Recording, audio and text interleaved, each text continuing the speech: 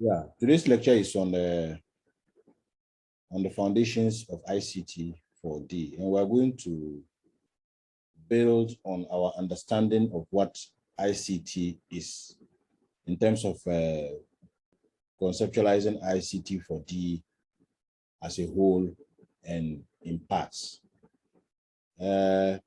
Last week, our main emphasis was to try and understand basically what ICTs are. And in an attempt to do that, we were very much interested in defining what ICT is as a whole and what ICT is in parts. And we indicated that to be able to understand what ICT4D is, we need to understand basically what information is. And to understand what information is, we took a step back to understand how data can be translated to information, and information into what? Into knowledge. Then we also tried to explain what we meant by communication, what we meant by technology, and how all of this will culminate into an output that we refer to as development. That is how we try to conceptualize the meaning of ICT in whole and in parts. Then we also looked at some specific features of ICTs in developing countries. And we were very much particular about some particular characteristics of ICTs and technology. For technology, for instance, we're particular about the fact that technology consists of three critical elements. Technology is a non-human entity, technology applies knowledge, and technology does something. And we indicated that if we combine those three elements, we can define technology as what? Devices or techniques that apply knowledge in order to complete a particular task. Then we also say that if that is the definition of technology, then we can go a step further to say that ICTs then can be defined as devices or techniques that apply knowledge in order to process or communicate data. And our critical distinguishing feature between technology and ICT was the fact that whilst technology would just help you to complete a particular task, ICTs would help you by relying on some device or techniques to apply knowledge. And when you apply this knowledge, the processing, it doesn't just end there. It leads to what? The communication of the data or the knowledge. Then we went a step further to discuss the different scopes of ICT, where we looked at all digital ICT, all electrical ICT, and what? ICT scope 3, which is all ICT. And then we also looked at the different scopes of development, where we looked at development scope 1, which was agenda-specific development, and development scope 2, which was what? Geography-specific development. Then the third one was what? Development scope 3, which was generic development. And we clearly indicated that with scope 1, development scope 1, we are interested in particular progressive changes in a developing country, whilst development scope 2 refers to any progressive change in a developing country. And then development scope 3, which was generic, refers to any progressive change in a society. Then we indicated that if we should superimpose these two scopes, ICT scopes and development scopes, there's an intersection. And the intersection is where we have ICT scope 1 and development scope 1.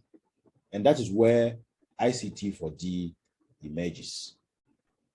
Then we also looked at some terms related to ICT and then ICT4D, and we were looking at development informatics, IS in developing countries, ICT4E, ICT4H, E-government, M4D, and Web for development. Then we also asked a question, what's different about ICT? And the question was, so what does ICT do that other technologies do not do? And we indicated the core functionalities of ICTs, the application functionalities, and the affordances. Okay, and we went further to talk about the SIP-SODA model. You remember we talked about the SIP-SODA model, where we're very particular about our explanation of the information value chain. And we indicated that the information value chain consists of the SIP-SODA steps. And the SIP-SODA steps can be broken down into two parts. We have the SIP-SO and the DA. Okay.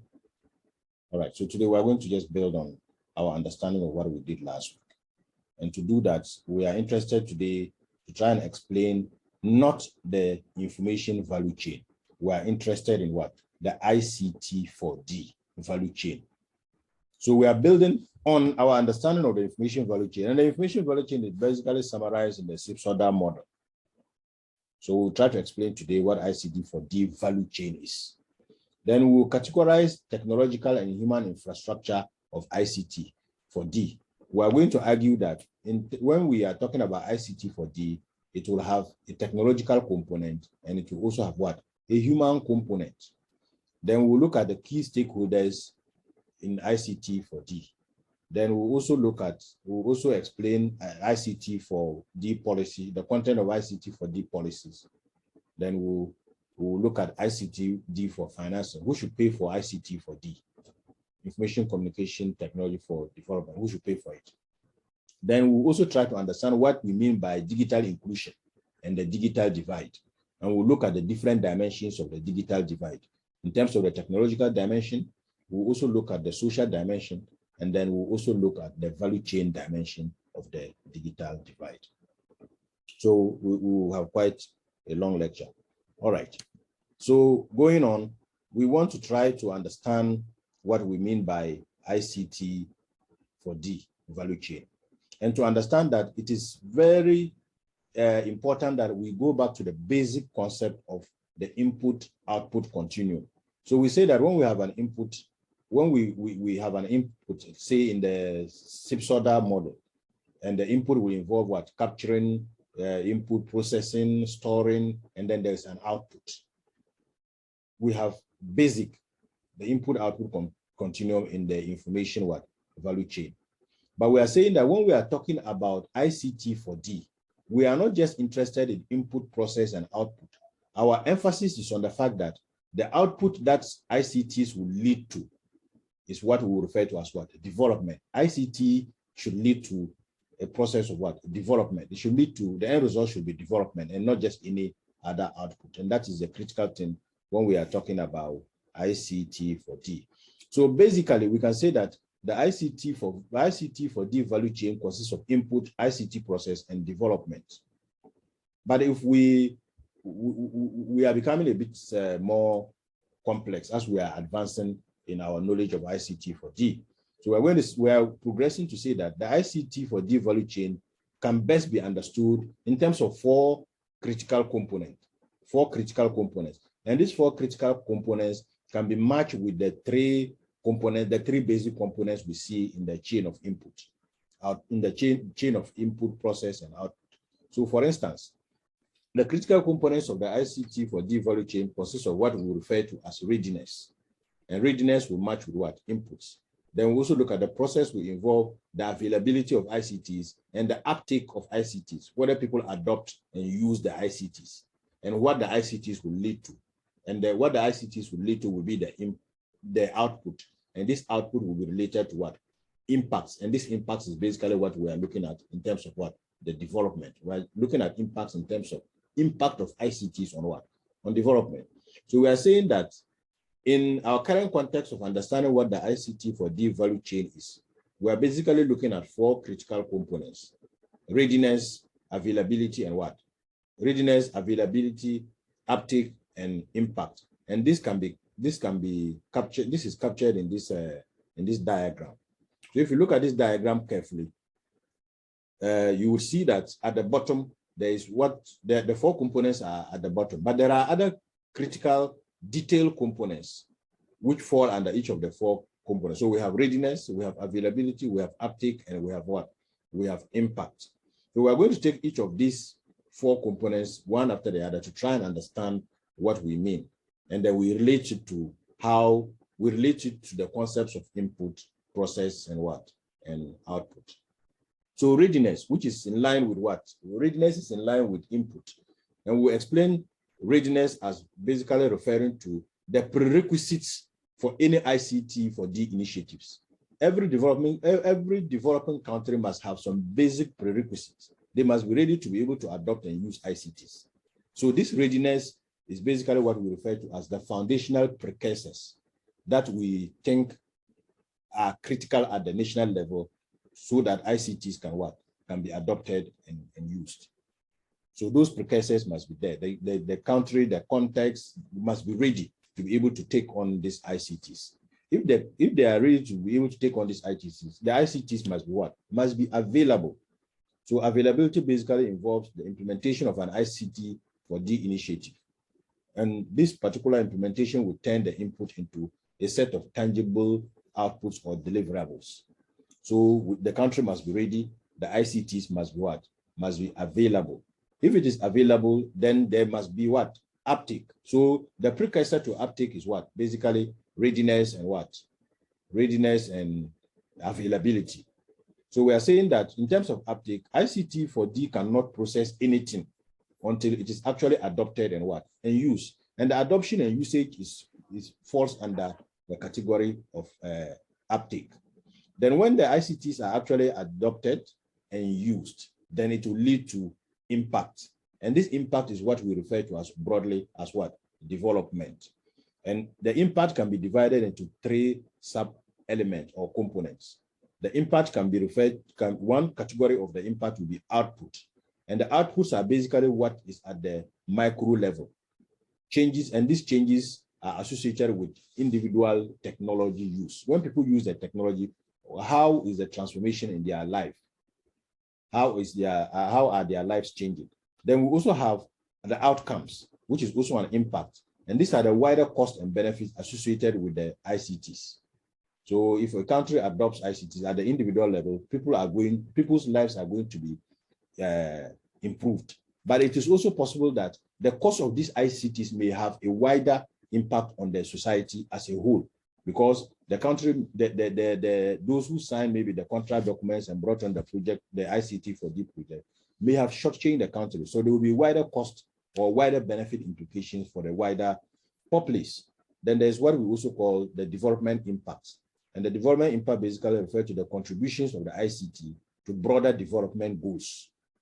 But it may also have what? Other impacts. So these four forms part of what we refer to as what? The ICT4D value chain. The readiness, the availability, the uptake, and what? And the impact of the ICT4D. Now, ICT4D has been measured in the past by different number of indexes. And when we say an index, and the index basically will refer to some kind of a numerical value that is used by international agencies to measure the level of what? ICT4D. Okay, so some key quantitative, and these indexes are basically quantitative in nature. So we're going to look at some of them. Some key quantitative e-readiness indexes have emerged, and it includes the Digital Opportunity Index. And this index was set up for the World Summit on the Information Society. There has also been the ICT Opportunity Index. But both ICT readiness indexes, which was used to measure a country's readiness in terms of ICT4D, were short-lived, and they existed from 2005 to 2007. So it means that the Digital Opportunity Index, which has been used in the past to measure a country's ICT4D readiness, level of readiness, and the ICT Opportunity Index, which has also been used to measure ICT4D readiness, are no longer in use. They are no longer using it to measure ICT4D readiness. The ICT Development Index preceded the Digital Opportunity Index and the ICT Opportunity Index. And this index started from what? 2008.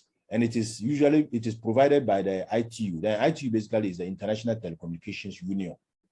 So after this lecture, what I want you guys to do would be to go to the website, Google for ITU, and go to the website to try and find out if you can get access to the ITU ICT Development Index. And this ICT Development Index measures a country's level of ICT development in terms of ICT access, in terms of ICT use, and in terms of maybe ICT impact.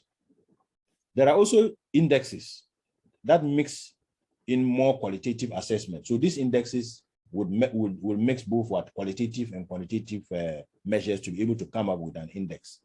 There is what is called the e-readiness index. And the e-readiness index was provided by the economists. And it was in existence from 2000 to 2009. Currently, the most popular ICT4D readiness index is what we refer to as the Network Readiness Index. And the Network Readiness Index has been in existence from what?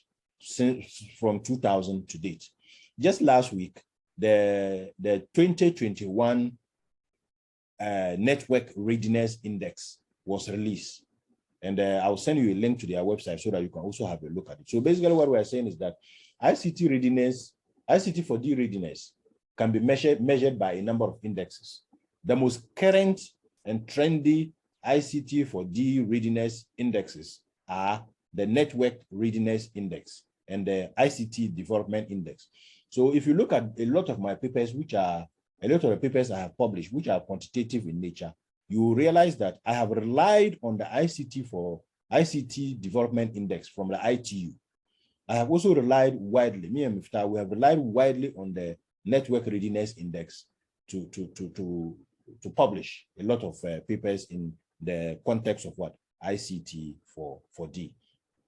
I'll be introducing you guys at a later stage to how to use these indexes to be able to do some quantitative analysis of ICT4D in globally or in the context of Africa.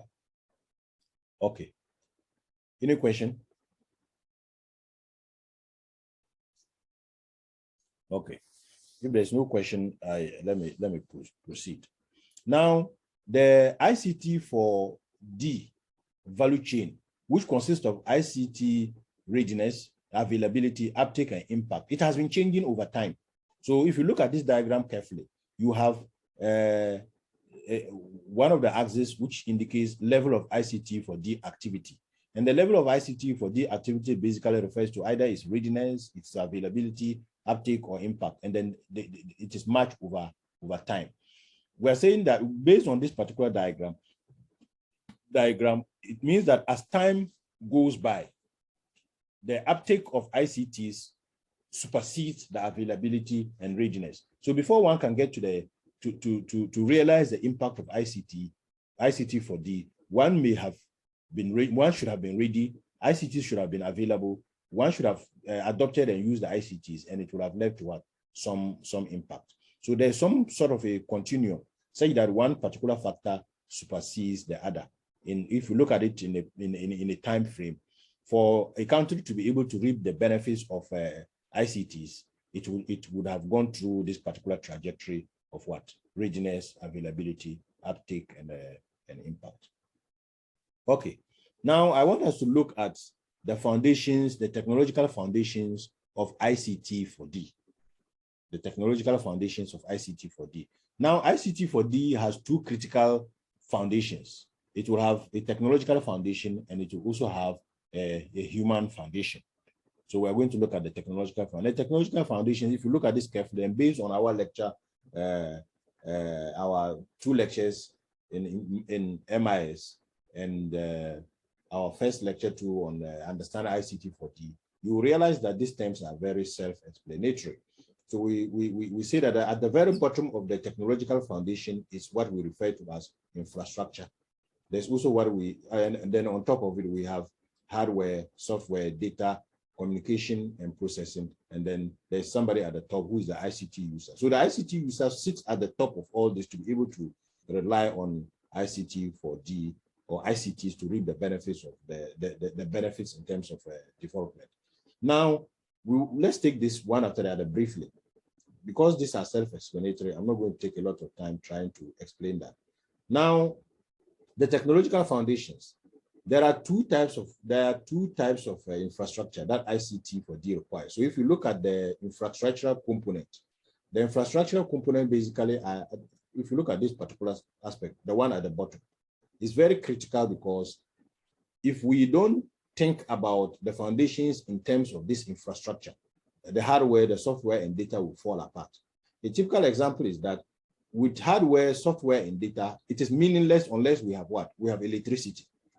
It is also meaningless. Hardware, software, and data is also meaningless unless we have some sort of communication or network that will link them together. Are you getting it?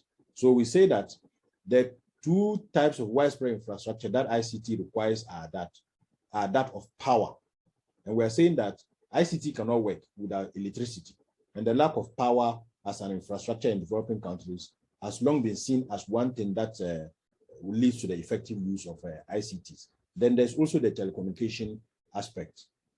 So beyond standalone devices, data must be moved from one place to another through telecommunication networks. Are you getting it? These days, these telecommunication networks may not necessarily be wired. It can also be what? Wireless. Then comes the issue of hardware and software, which you know already. But one critical component of the software for you to understand is the fact that software represents the instructions that make the hardware to work. But the software comes in two types or in two forms. There's what we call the application software, and there's what we call the system software. The system software basically is what the device actually comes with. Without the system software, the device will not work. It won't even come on at all. So a typical example of a system software, the system software can also be broken down into two. We have what we call the operating system, and then we have what we call the utility software. Without them, without the system software, the device cannot be put on, it won't work at all. But there are also other applications as part of the software that do not come with the device. And this application software, they do a particular task, and that alone. For a typical example would be a word processor, Microsoft Office, or Microsoft Word. You can only use it to do one thing or one thing only. Another example would probably be maybe a gaming software. What the gaming software basically does is one thing, to play maybe solitaire or what's the popular game you guys, or FIFA, something like that. So software comes in two parts. Then when we're talking about hardware, we are saying that the hardware basically is the physical devices that handle the data, the digital data. And in this particular context, the critical aspect we are interested in would be maybe servers and other hardware components. Okay. All right. Now, I want us to also briefly look at some ICT trends, and I have mentioned this some time ago. Now, there are two laws that identify key ICT trends today. And if you look at Loudon and Loudon, they are text, management information systems, either the global edition or the international edition. You would realize that they are critical of two laws when they are discussing ICT trends today. The first one is what we refer to as Moore's Law. And Moore's Law typically says that the number of transistors per computer chip would double every 18 months, every 1.5 years, with implications for shrinking ICT costs. So once the computing power will increase, they are saying that ICT cost and size may also differ.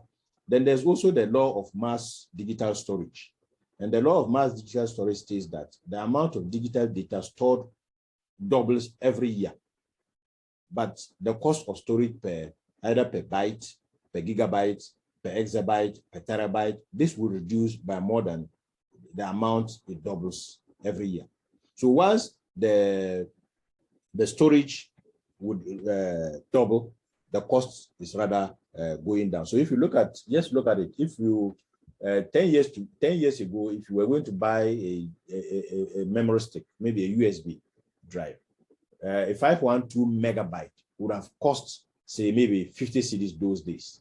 But today, with 50 cedis, you can get same memory card, maybe even probably in terms of physical size, a smaller USB drive, but it may be maybe more than even 2 gig, but it may cost less than 50 cedis. This is basically what the law tries to explain. And you can look at other practical applications of these two laws in your readings. Okay, then as part of the components of the foundations of ICT4D, we also want to look at the aspect of data.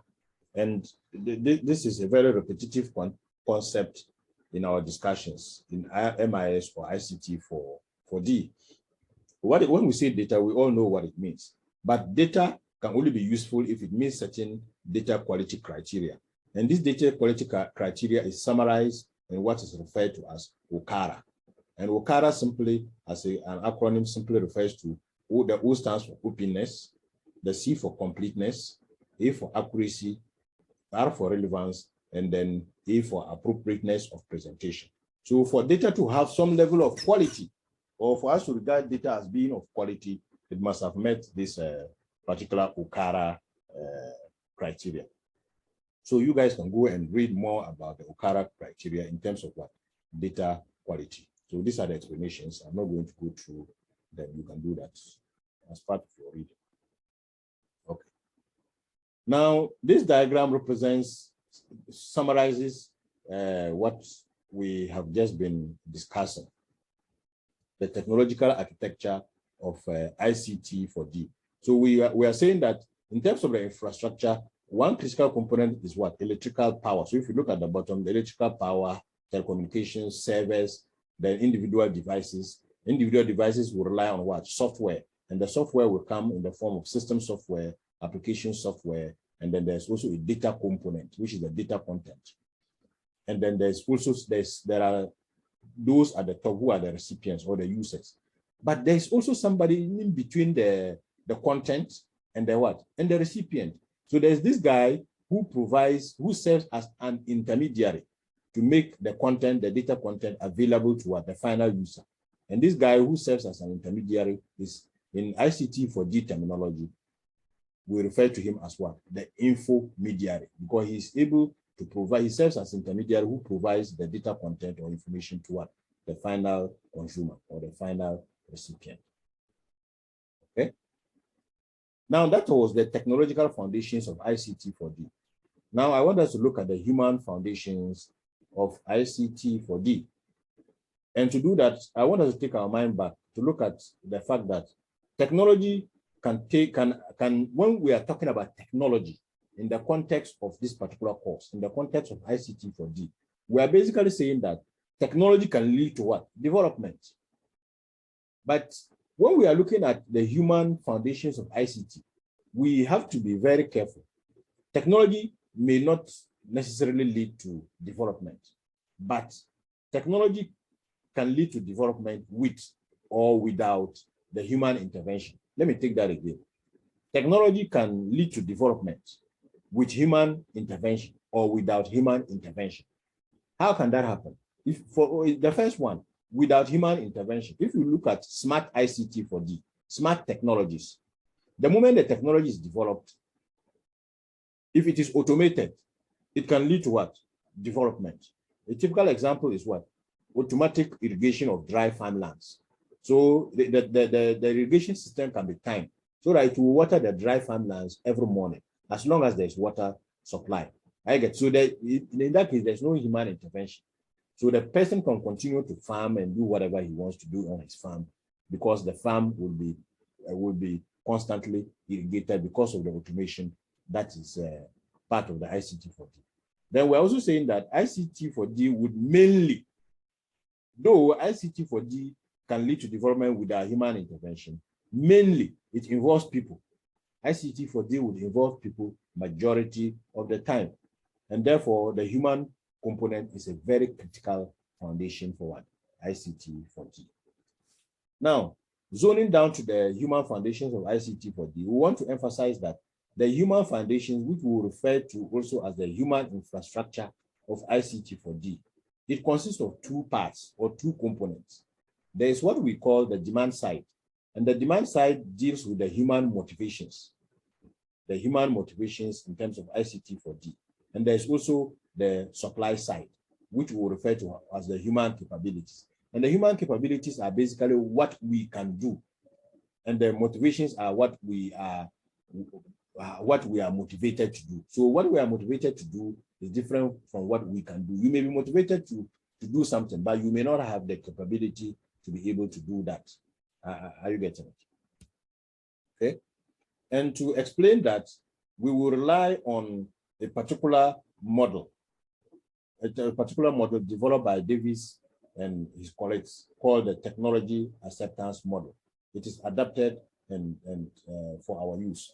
So to understand the demand side drivers for ICT4D, we use this particular motivational model. So if you look at this carefully, there's what we call values, there are incentives, and these values and incentives feed into some other components. A typical example, if we take if we take values and norms, it leads to beliefs and motivations. And both incentives and values lead to plan and dispositions. Then that also leads to behavioral intention, and then later leads to what?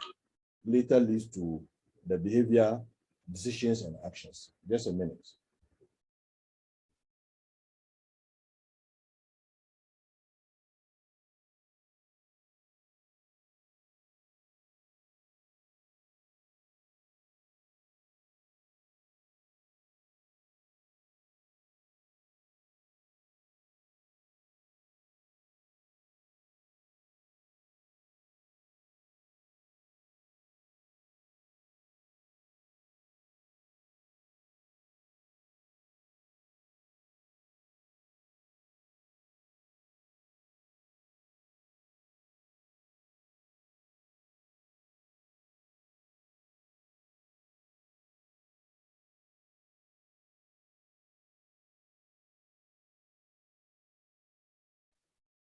Okay, so what we're going to do is we are going to take each of these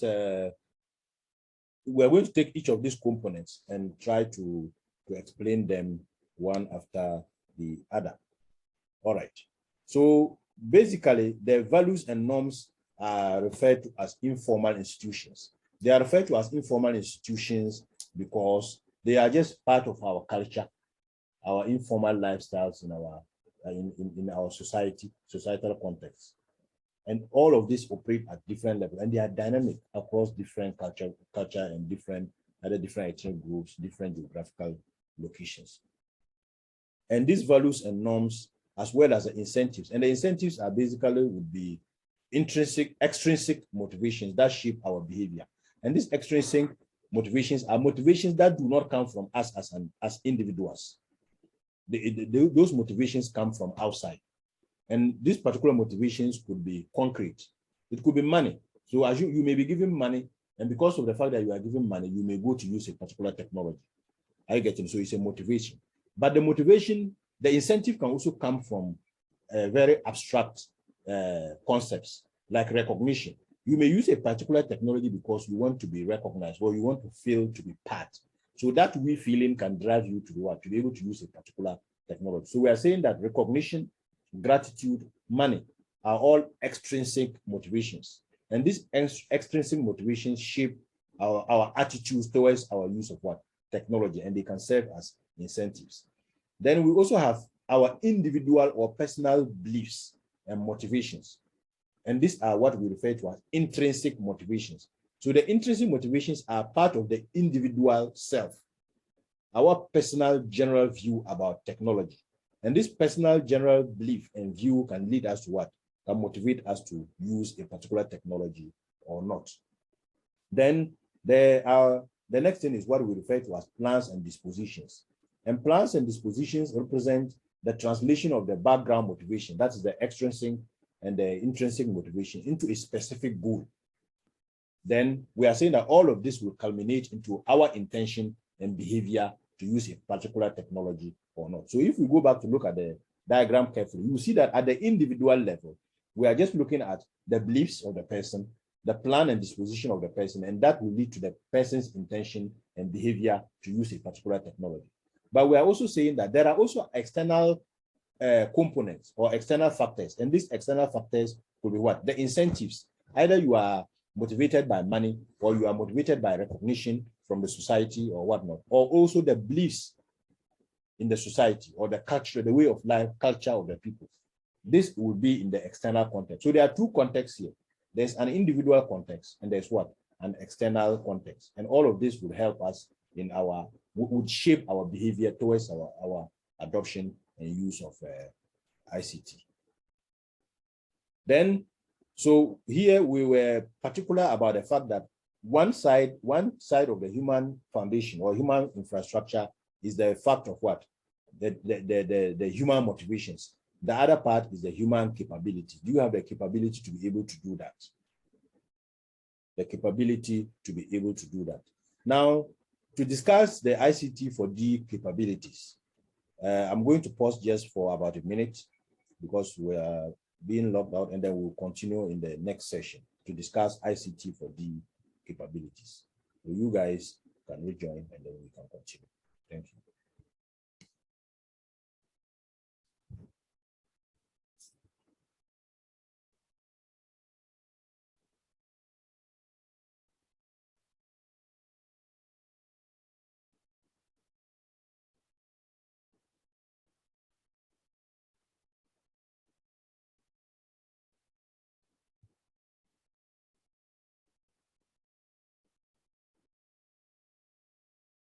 All right, guys, great to have you guys back. All right, so let's hit on. So basically what we are saying is that, let me just recap. We are saying that the human foundations of ICT4D, they are in two parts. The human foundations, the human infrastructure, it consists of two parts. The demand side, which deals with human motivations. And then the supply side, we deal with what? The human capabilities. And we just explain the human motivations using this particular technology acceptance model, where there are some extrinsic motivations and intrinsic motivations.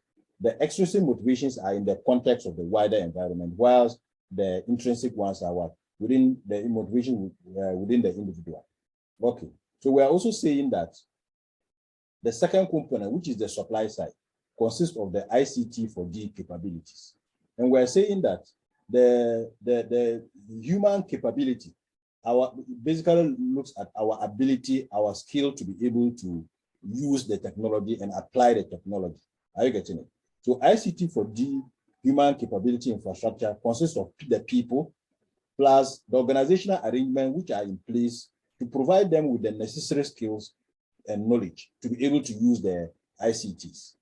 Are you getting it? And to be able to explain the human capabilities, we use the idea of what is called the ladder of ICT-related rules. So we'll list a number of rules, and then based on the rules, we'll be able to explain the ICT for what? D capabilities. Okay. Then this ladder, this is a ladder. This is an example. This is what I'm basically talking about. This ladder.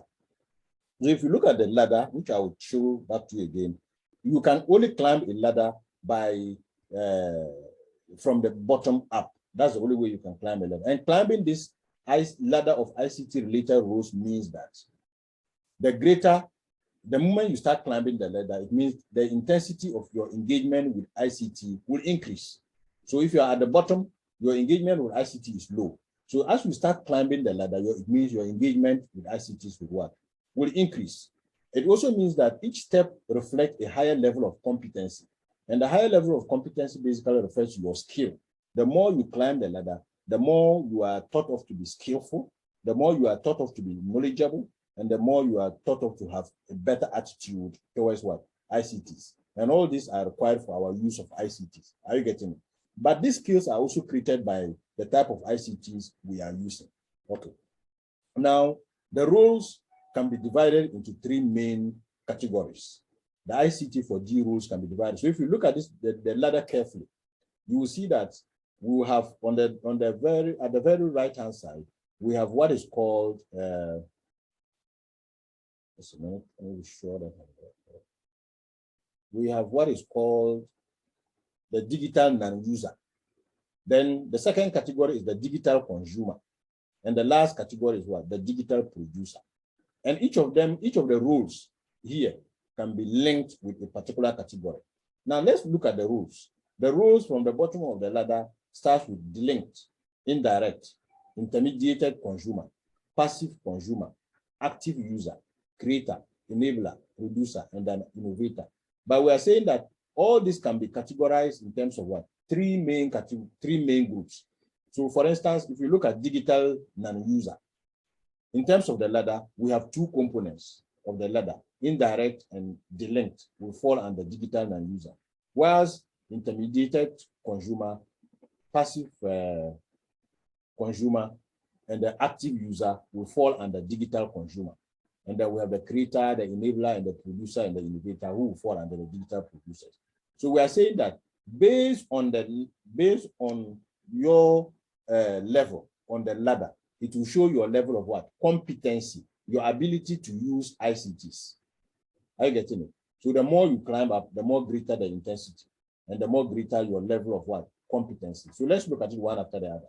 The first one, the first group at the bottom of the ladder is what we refer to as the digital non-user. And what is their role? What is their role? It means that this particular group of ICT users, they do not have direct, they do not deal with technology directly. Their use of technology is not direct. So they are delinked from technology. Their use of technology is what? Indirect. That's what it means. Those at the bottom of the ladder, they are the digital non-users. And I want to emphasize that you, all of you, the 5 of you, you cannot be doing this course and be a digital non-user. So we want to be able to go through some level of applicability of technology such that you will not be at the bottom. If you are at the bottom, this is not the place for you. You cannot do an MPhil in IS and you are a digital non-user. No. Then we have the next step, which is the digital consumer. So the non-user, then the consumer is there. In this role, individuals in developing countries, they make direct use of either the technology or the information services and the information and services the technology carries. They make direct use of it, and they are the digital consumers. Some of you may be here. Almost all of us may be here, digital consumers. Probably maybe except Muda, who may be a little bit part of the producers. Okay. So what are the categories of digital non-users? We have what is called the intermediated consumer. And the intermediated consumer basically refers to the individual benefit from the outputs of ICTs. But these people do not directly use the ICTs, but they benefit from it. Instead, someone else does, but they benefit from it. So there's an intermediary. And that intermediary does that on their behalf. Are you getting it? A typical example would be a farmer in a government service center, where the public servant uses the computer to access e-government services. So if you go to a particular, maybe there is a particular service center, so that if you want to apply for a passport, you have to go to that particular service center to be able to use that a particular platform at the service center to be able to apply for your passport. Then you'll be an intermediated consumer. Then there's also the passive consumer. And for this passive consumer, the role is that he has a direct use of the ICT. But in terms of what? Broadcasting the information. For example, a pregnant woman reading a text message on prenatal health sent by her local paramedic.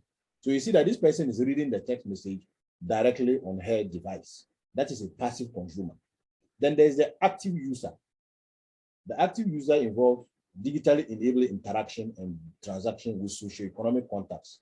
And a typical example of an active user would be the remittance of mobile money from urban migrants to rural relatives. So if you are sending mobile money, you can imagine the number of things. You are not just reading a message like the pregnant woman. You are basically involved directly in what? The use of the technology. And if there are many people out there who cannot use mobile money service, they cannot transfer mobile money to somebody. So they will always rely on somebody to do that. In that case, that person will fall under a passive consumer. He can only read the message if money is transferred to him. But to transfer money himself or herself, he will not be able to do it. If you can do that, then you become an active user because your interaction with the technology is what? Digitally enabled. There's no infomediary. There's no somebody between you and the technology. Then those at the very top of the ladder, we refer to them as the digital producers. Here, they make direct use of the ICTs to create something. They use the ICT, they rely on the ICTs to be able to create something, either another form of ICT or some digital content. And examples of digital producers are the creator, the enabler, the producer, and the innovator. The innovator is those who are involved with the development of new ICTs, whilst the creator involves the creation of enduring digital content. An example of creators include maybe a musician recording and sharing their work as MP3 files. You know, you see that MP3 file, the content would have been digitally recorded, and translated into an MP3 file. Are you getting it? And another example would be someone who is employed to just make data entry. The person is using a computer and converting data which is in a manual form to what? A digital form by inputting it. If you look at the system of model, the capturing and the inputting will come under the CI part of the system. Then there's the enabler. This one involves the provision of digital goods or services that assist others in making use of ICTs. Examples include the intermediaries noted above, that's ICT trainers, and also those involved in retailing and distribution of ICTs. Then there's the producer. These producers, actual producers, create digital goods and services. So you will see that if we go back to the ladder, those at the very top of the ladder are what? The digital producers. But among the digital producers, the innovator comes on top. The innovator comes on top. Just a second.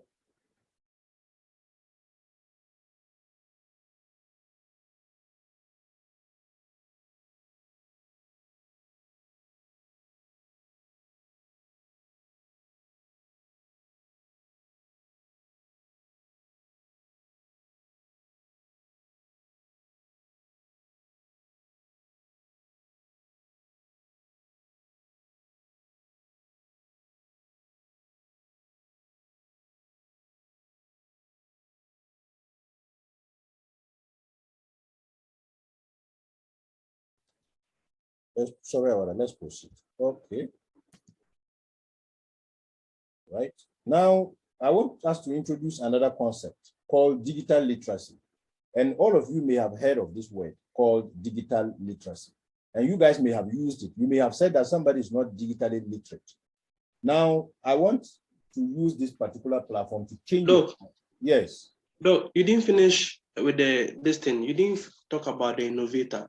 I did. The one at the top, you didn't explain what he did. You mentioned his name. I said that the innovators are involved with the development of ICTs, new ICTs. But the difference between the innovator and the creator and the producer, the producer creates digital goods and services. Are you getting it? So what is a digital good? A digital good basically refers to a good that can be transmitted along a telecommunication network. So if somebody maybe converts CDs into MP3s and offers it now on a platform for sale, the person will become a producer. But we're saying that there are also another particular category of producers who are involved in the development of completely new ICT. They are not relying on new ICTs to create some content. Are you getting it? They create completely new ICTs. Do you understand? Yeah. Good. Yeah. Now, has anybody heard of the term digital literacy and what it means?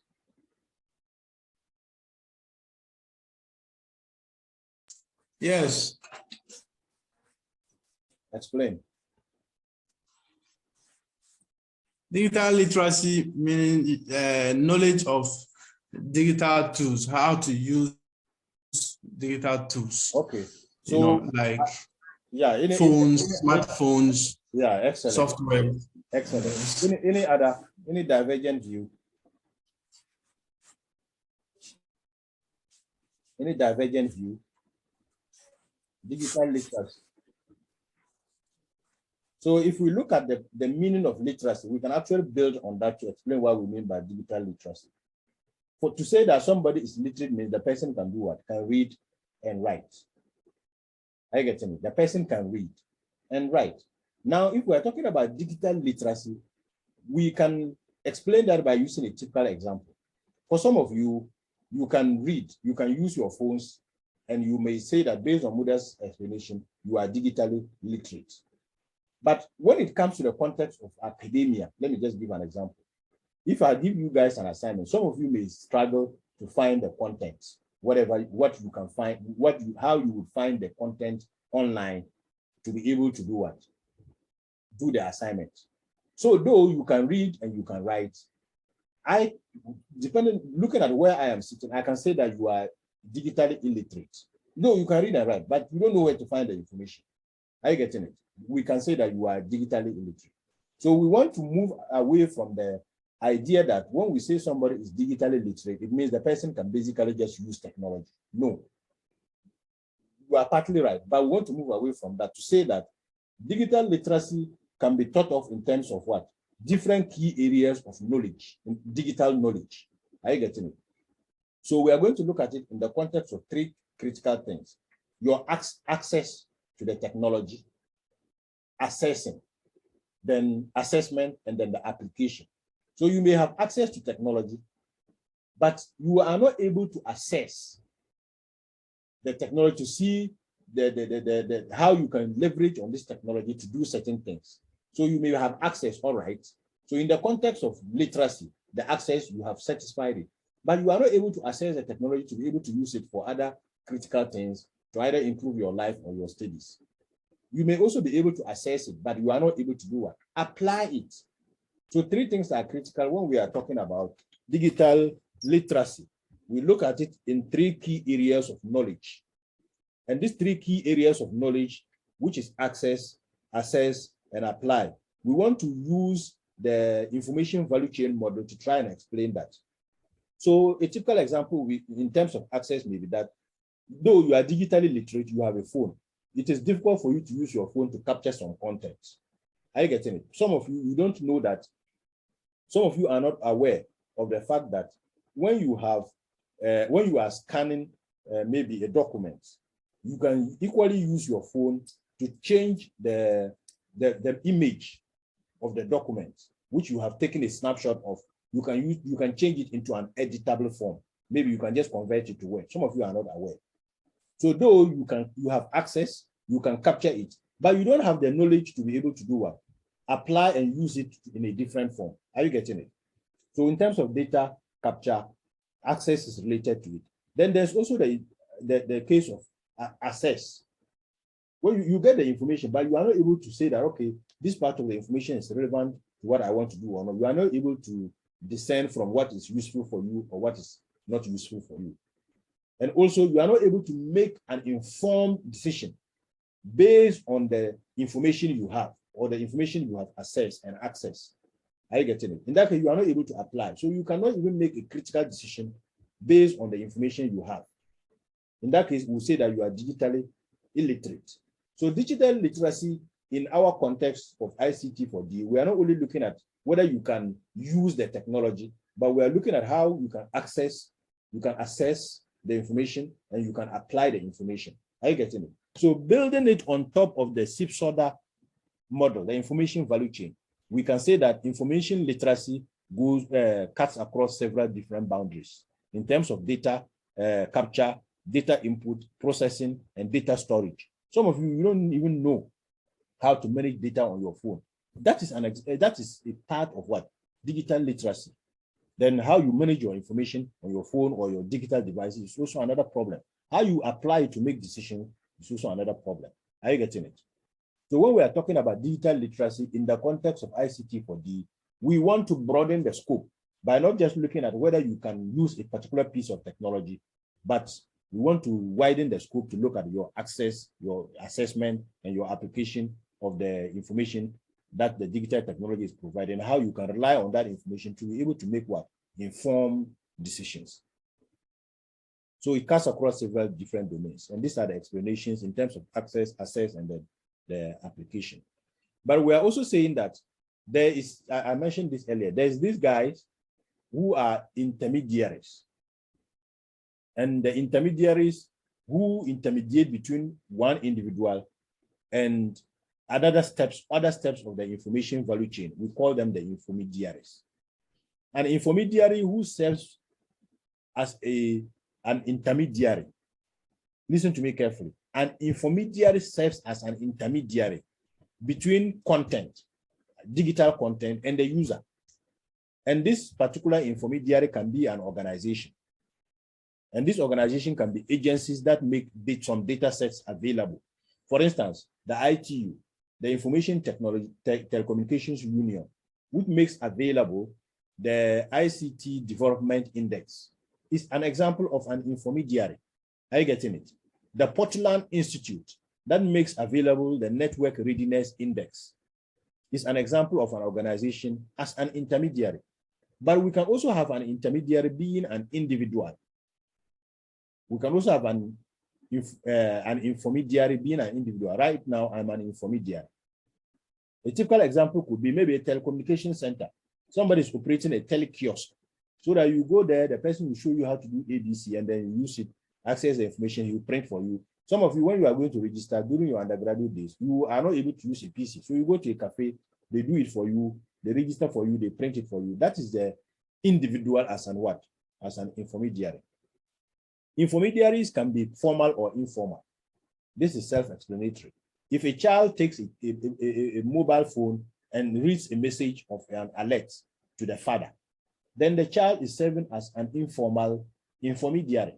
But when these things happen in an institutional context, then it becomes what? A formal intermediary. I also want us to look at institutional foundations of ICT. Institutional foundations of ICT.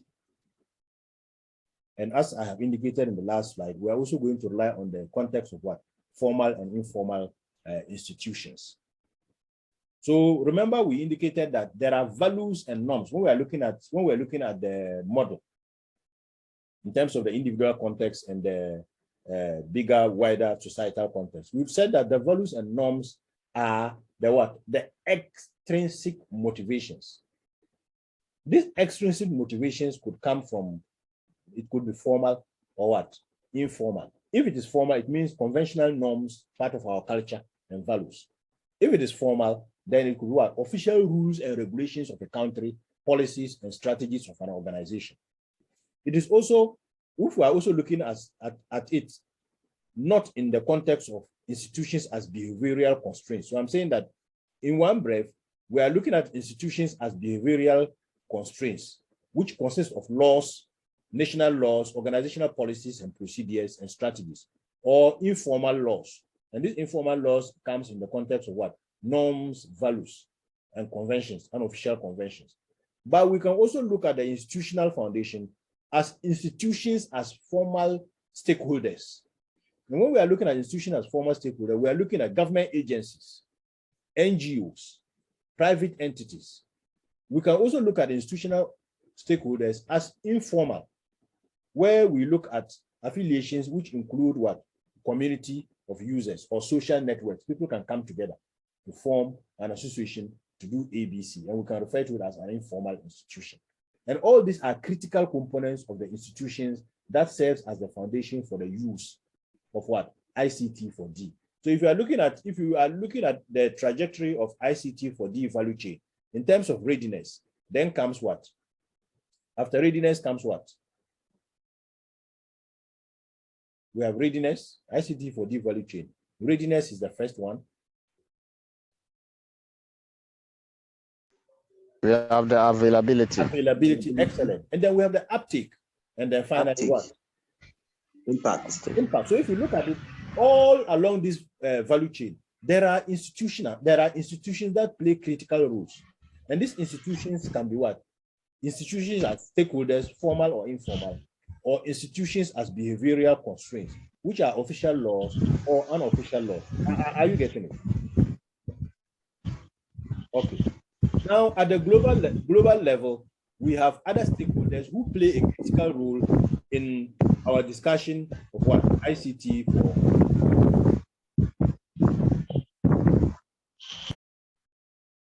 There are global stakeholders, and these global stakeholders there are some critical number of them who are part of the formal UN system. So I want you guys to look at this. What the most familiar ones are UNESCO, WHO, UNDP, the World Bank. All of these are critical stakeholders when we are discussing what? Information communication technology for what? For development. These are significant ICT4D actors who are operating within what? The UN system. And all of these agencies are working together as part of formal institutions to ensure that the impact of ICT is positive on what? On development. Okay. Then we also have what we call domains of ICT4D policy. And the ICT4D policy cuts across several domains. there are three critical domains. The ICT policy, when we're talking about, we're just basically looking at guidelines, strategies, and whatnot.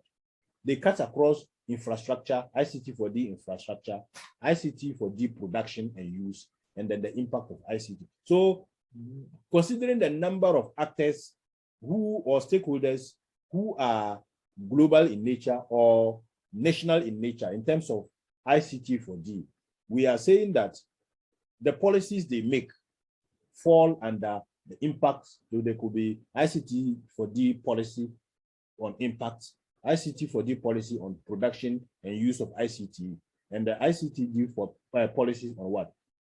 That centers on what? The infrastructure of ICTs. Now, who is in charge of financing ICT4D? All of us are in charge. ICT4D financing can come from both internal and external sources. It can come from internal and external sources. So combining both internal and external sources, we could have private funding, and we could also have public funding, apart from the internal and external sources. So the internal sources could be that maybe within a country or outside from the country. Or it could also be that at the individual level, private funding, or from the government sector. Are you getting it? So it can come from different ways. Whichever way the financing is coming from, it touches on a number of different components. The human infrastructure components, and a typical example of that would be what? In public schools and colleges. You can see the government bringing in policies to try and make sure that people level of literacy in schools are changing. There's also what we call technological infrastructure. They can provide an internet backbone. Then we also have ICT production. The government can come in and partner with the private sector entities to establish incubators or hubs to train people in ICT. Then there's also the aspect of ICT consumption, where government can come and develop e-government initiatives that people can use to be able to access government services. Are you getting it? In all of this, at the most extreme end is what we refer to as the digital harm. Digital harm, basically, when people rely on technologies to cause trouble or cause confusion, either corruption, either stealing, cybersecurity, producing electronic waste, and whatnot. So the financing can come from different aspects. Okay. Yeah, I can imagine that there's quite a lot of technologies we are throwing about today, which means that you guys. No. Hello. Yes. Yeah, please can you explain the last part, the digital harm? Like we are saying that people also rely on technology. People also rely on technology to do dangerous things.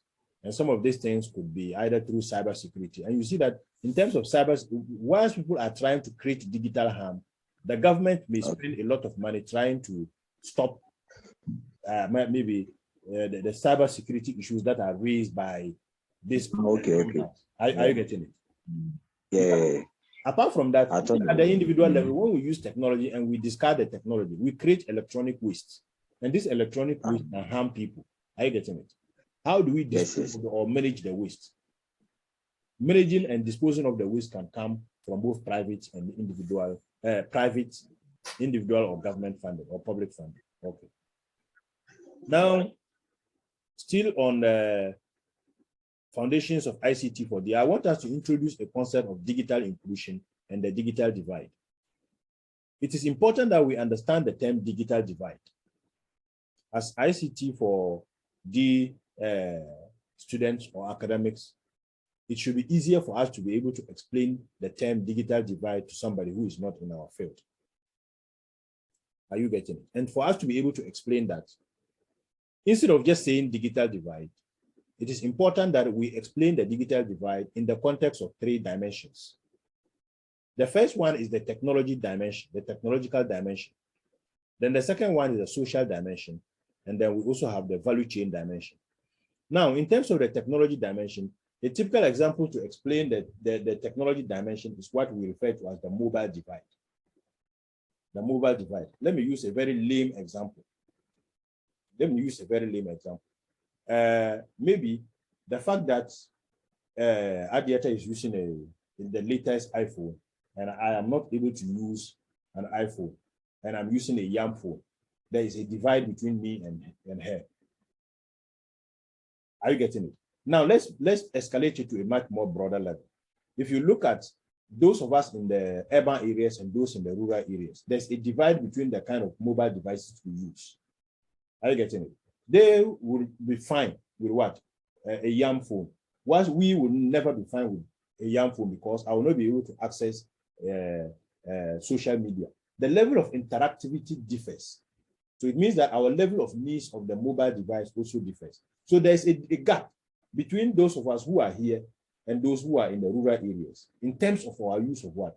Technology in the context of our mobile devices. So there's a divide in terms of mobile device use. Are you getting it? That's an example of a technological dimension. Then there's also a social dimension. There's also a social dimension. And the social dimension in terms of the digital divide can come from a number of things. The fact that IDHS is using a mobile phone, the latest iPhone, and I cannot, maybe the fact that she can afford and I cannot because of her level of what? Income. So there's the social dimension of the digital divide is heightened by the fact of what? The income. Because her income is much more than mine, she can afford and I cannot. People also have access to certain ICTs, maybe because of gender, or they use particular ICTs because of gender. And because of that social issue of gender, there can be a divide. Also, our level of education, the sort of technologies, the sort of applications I used to do my research, at this level of your academic career, you guys do not have any idea of some of these technologies. So there's a divide between me and you. Also, in terms of age, if we look at our parents, the sort of technologies they use, somebody in his 60s, somebody in his 70s, the way he would use a mobile phone will be different from the way we are using the mobile phone because of age. Then we are also saying that ethnicity, disability, and geography, all of these social dimensions play a critical role in what we refer to as the digital divide. And we call them the social dimensions of what? The digital divide. So what are the digital divides within the country? Who are the groups who have more ICTs and who are the groups who have less ICTs? These questions can be answered in terms of what? Income, gender, education, age, ethnicity, disability, and what? And geography. Are you getting it? And when we are looking at the digital divide in the context of these dimensions, we say that we are only just looking at the social dimension of the digital divide and not the technology dimension. Then the third aspect is what we refer to as the value chain dimension of the digital divide. And if you look at the value chain dimension, remember we indicated that the value chain basically refers to readiness, availability, uptake, and what?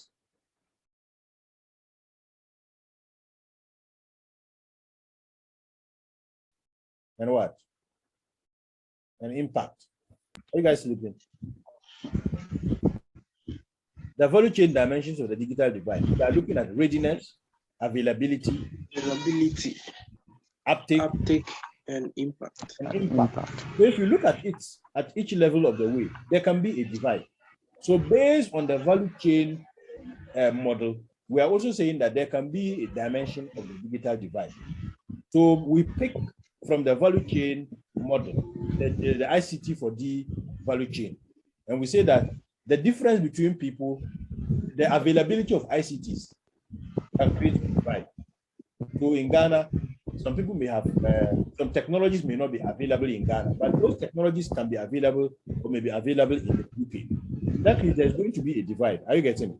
Because it's not there. When the latest iPhone is released and you are in Ghana, you won't get it until after some time. In that case, there's a divide in terms of what? Availability.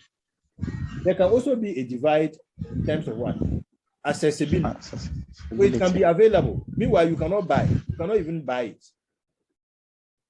Are you getting it? Also, there's also the issue of adoption. There can be a divide in terms of the adoption. People, the technology is available, people have access to it, but they are not adopting it. They are not relying on it. Are you getting it? Then comes the application. So along this way, so for instance, the way you have, when you have your mobile phone, there are certain things in the mobile phone you don't even know exist in the mobile phone. So you can apply the mobile phone to do certain things. But somebody who has the same mobile phone knows the in and out of the mobile phone and can use it to do certain things that you are not even aware of. In that case, there is a divide between you and that guy in terms of what? Application. So the value chain dimension of the digital divide can be seen in the context of what? Availability, accessibility, adoption, and what? Application. So we are saying that when we are looking at the digital divide, we should be looking at it in terms of what? The technology dimension, the social dimension, and what? The what? The third one, the value chain dimension. Okay. So the digital divide is not, we shouldn't just be thinking about the digital divide as something like this. The digital divide as something like some people have and others do not have. This is the initial or basic conception of the digital divide. We have the haves, those who have, the rich people who can afford iPhones, and those of us who are poor who cannot afford. So the rich guys are the haves, the poor guys are the have-nots. And there's a digital divide because between what? The haves and the have-nots. I get this is the basic model. But we are saying that when we look at the digital divide this way, we are forgetting the fact that there are things should not be in black and white. Things should not be in black and white. You will see that none of them is black and it should not be in black and white. There should be other shades of what? Gray. So there's a continuum. There may be people in the middle here. There may be people in the middle who will have a little and then they don't have. Are you getting it? So we should not just see the digital divide as haves and have not, but there can be some people in the middle. So we should rather see the digital divide as a continuum, as a path, so that you can be at any part of the path. So you can even be in the middle. And when you are in the middle, it means you have a bit of technology and you don't have some. In that case, you don't belong to the haves. You don't also belong to the have-nots. So we can actually have three categories: the haves, those who have and have not, and then the have-nots. Are you getting my explanation? So there's a continuum. Instead of just looking at two extremes where you have those who do not have and those who have. So we are saying that we should rather be looking at technology this way: the haves, the have-lesses, and the have-nots, so that digital divide can be seen in the context of what? A continuum. This brings us to the end of our lecture today. So going back to the ICT4D value chain, we can say that there can be a divide in terms of readiness, there can be a divide in terms of availability, there can be a divide in terms of uptake, and there can even be a divide in terms of what? The impact. Yes. Our 40 minutes is up and we will be logged out any moment from now. I will not, if we are logged out, I will not be logging back in because we have